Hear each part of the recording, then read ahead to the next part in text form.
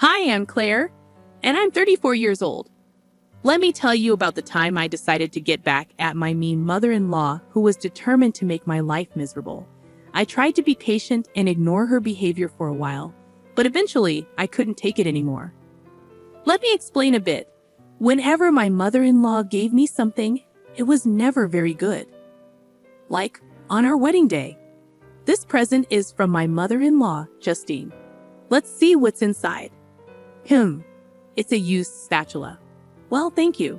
And on my 31st birthday, Justine, you really shouldn't have. What's inside? Oh, what exactly is it? It's a shovel, dear. Ah, how nice. But it looks a bit old. It's a fixed-up shovel. I later discovered she took it from the neighbor's shed and gave it to me. Another time, when I hosted a dinner party, she brought the cheapest bottle of wine she could find. At that point, I wished she wouldn't bother doing anything for me at all. But what really bothered me were the times she insisted on cooking for me, only for the food to taste awful every single time. At first, I was understanding. Not everyone is a great cook, and that's okay. I thought it was the thought that counted, not necessarily the taste. But then I learned that the same dishes she made for me tasted amazing when she cooked for other people. After trying to convince myself otherwise for a while, I realized she was intentionally making my food taste bad. Claire, try my casserole. I made it. I'm really full from all the food you've given me. Please, just take a bite for me. I reluctantly took a bite, feeling uneasy about what might happen next. As expected, the casserole tasted terrible. It made me wonder if she was trying to harm me with it. You might be wondering what my husband thought about all of this. Well, he didn't believe me. I didn't blame him. It's tough to accept such a strange idea, especially when it's about your own mother. But I kept asking him to try the food she made for me, hoping he'd see what I meant. Every time, he dismissed me, saying I was imagining things. Sometimes he'd almost try it, but Justine always stopped him. Hey, that food is for Claire. I made it just for her, considering her dietary needs. Yes, I have specific dietary needs because I'm a vegetarian, but I married into a family that loves their meat. So whenever there's a big family meal, my mother-in-law, Justine, would make a separate dish for me, which I appreciated. But it always seemed like she didn't put much effort into it. After realizing she was messing with my food, I tried to understand her. Maybe she was upset about having to make a special dish for me. But that didn't explain why she gave me terrible gifts all the time. I tried to give her the benefit of the doubt until a few months ago. I invited a coworker who's also a vegetarian to a family cookout. Justine made 2 vegetarian dishes, one for my coworker and one for me. I tasted my coworker's dish secretly, and it was delicious, but mine was awful. It was clear that Justine could cook well. When I told my husband Liam about it, he just brushed it off. Oh, come on, Claire. You're overreacting and being a bit rude. I'm telling you, she's intentionally messing with my food. She doesn't want to make good food for me. Even if the food isn't great, which I doubt, what do you expect from her? She's just one person. Maybe you could help her out in the kitchen, especially with vegetarian dishes. I've offered to help many times, but she gets defensive and thinks I don't like her cooking, which you don't. And when I suggest things, she gets upset. There's no pleasing her. Maybe you should bring your own food to gatherings then, even if it seems rude. It's not like you have a serious allergy. You're just a vegetarian, and everyone can make vegetarian food. But remember Lucy, your coworker? She was nice. Yeah, Lucy's food was great, even the vegetarian dishes. They both took a moment to think about everything. Liam sat down on the bed, thinking deeply. Well, say something, Claire urged. Look, you're my wife, and I love you. I want to trust you, but I think you might be imagining things. I understand that my mom can be odd with gifts, but sabotaging your food, that's really messed up and dangerous, isn't it? Exactly. One time, I swear I smelled bleach in my food. I had to make an excuse to go to the bathroom so I wouldn't have to eat it.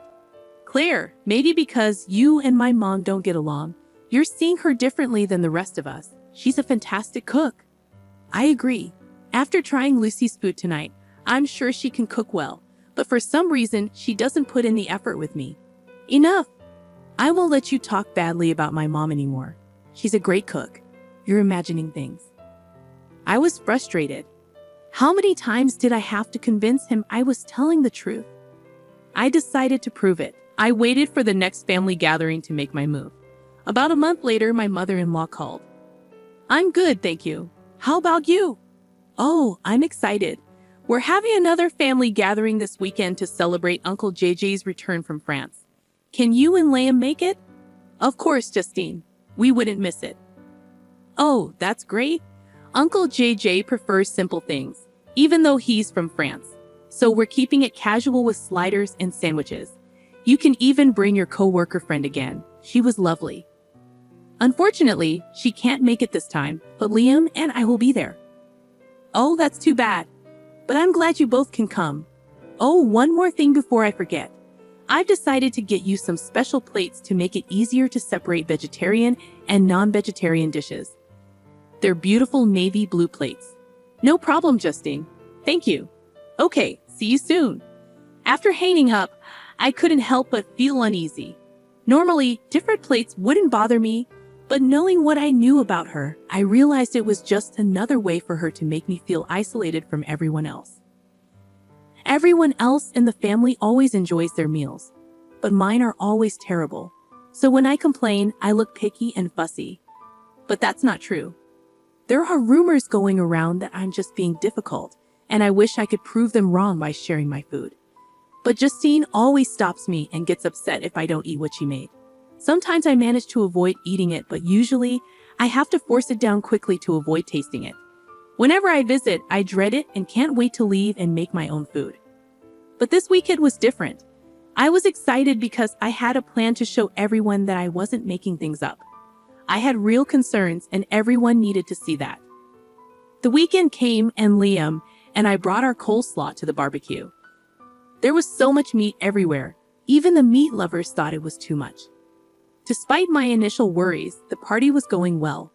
I was enjoying chatting with my in-laws and playing with my nieces and nephews.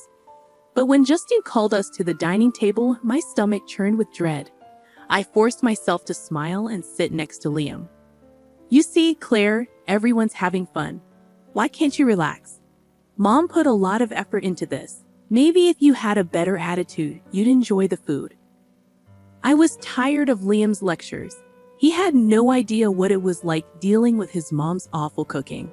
But I had a plan. Justine brought out the food, and my plate, as promised, was navy blue.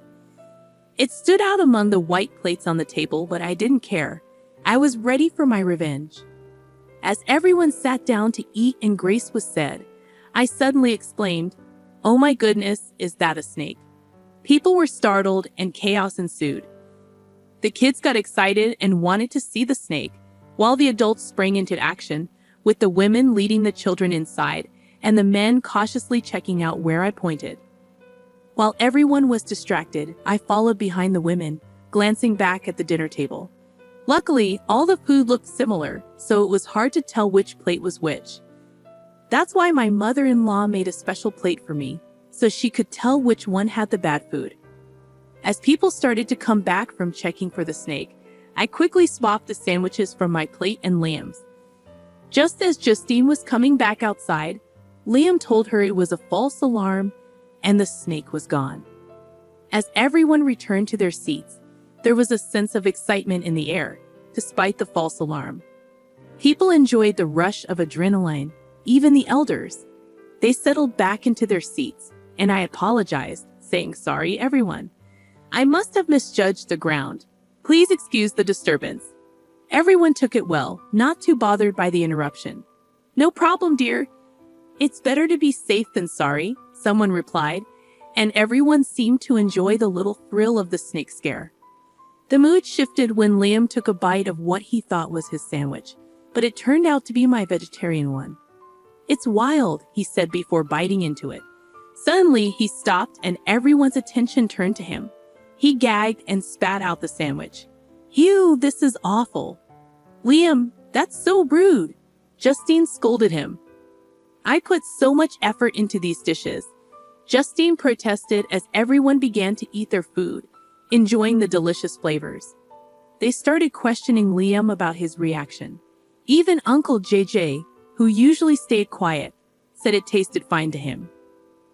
I don't know, guys. The food just tasted weird to me for a moment. Sorry, Mom. I didn't mean to be rude. Maybe it's a new recipe. Let me try again.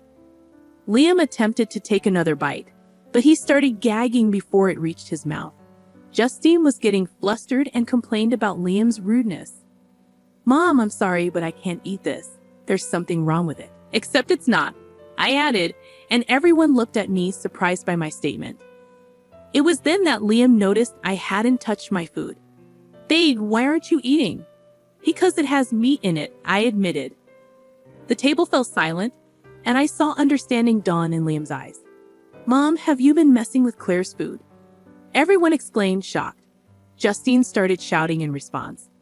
Liam, I don't know what's gotten into you. Maybe it's your spoiled wife who convinced you, but I won't stand for this. Apologize now. No, Mom, it's your food that's spoiled. Claire was right, Liam declared.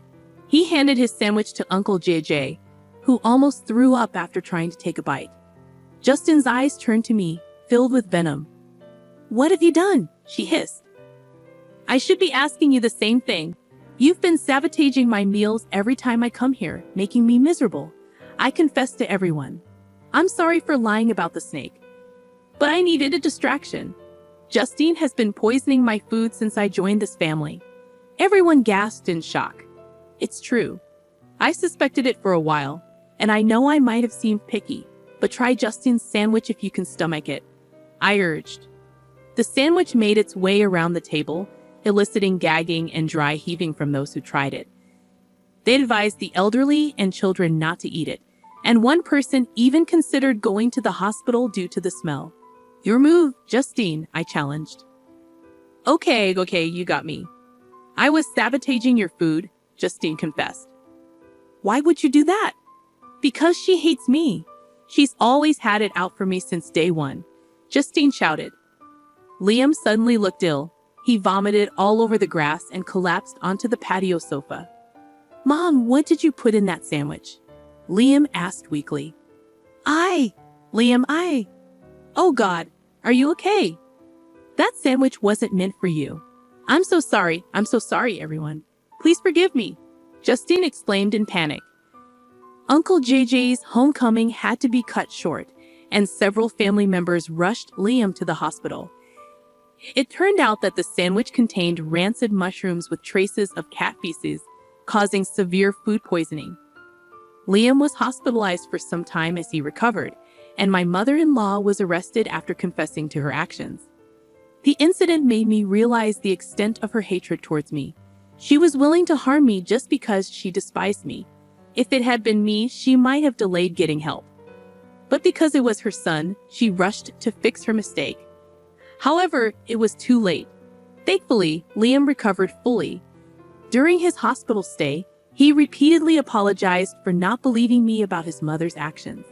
His mother attempted to post bail, but the other family members refused, insisting she needed to reflect on her actions.